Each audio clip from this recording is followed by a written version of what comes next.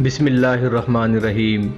आप देख रहे हैं हमारा यूट्यूब चैनल रूहानी दस्तक। बिस्मिल्लाहिर्रहमानिर्रहीम। उम्मीद है हमारे तमाम ही दोस्त और अहबाब खैर व आफ़ियत के साथ होंगे।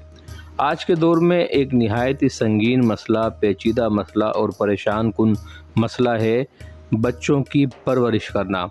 और ऐसे बच्चे जो ज़िद्दी हों, जो बात न मानते हों, जो अपनी आई पर अड़ जाते हों, उनको समझाना एक बड़ा मुश्किल काम है। वालिदैन के लिए नहायत दर्द सर की बात है ऐसे बच्चों को किस तरह से हैंडल किया जाए, किस तरह से ऐसे बच्चों को मनाया जाए। बच्चे अमूमन किसी की कोई बात सुनने और समझने के लिए तैयार नहीं होते।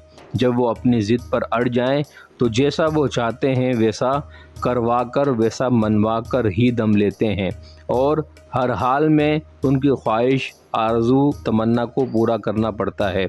और परेशानी उस वक्त ज़्यादा पैदा हो जाती है जब हमारा बच्चा कोई ऐसी ज़िद कर बैठे, कोई ऐसी फरमाइश कर बैठे जिसमें उसका नुकसान हो, जिसकी वजह से उसको तकलीफ़ पहुंचने का ख़दशा हो।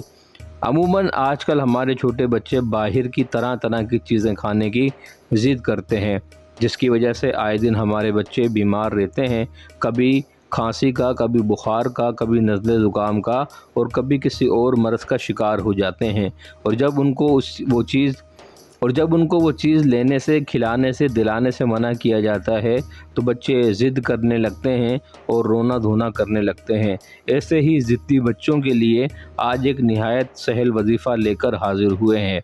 अगर आप इसको हमारे बताए हुए तरीके से करते हैं तो इंशाअल्लाह ताला आपको अपने बच्चों की तरबियत में निहायत ही आसानी मैसर आ जाएगी।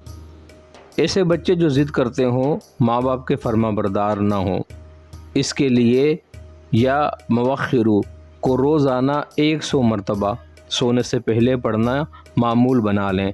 इंशाअल्लाह ताला इसकी बरकत से आपके बच्चे नेक हो जाएंगे, ज़िद करना छोड़ देंगे, बुरी आदतों को छोड़ देंगे और आपके फरमाबरदार हो जाएंगे।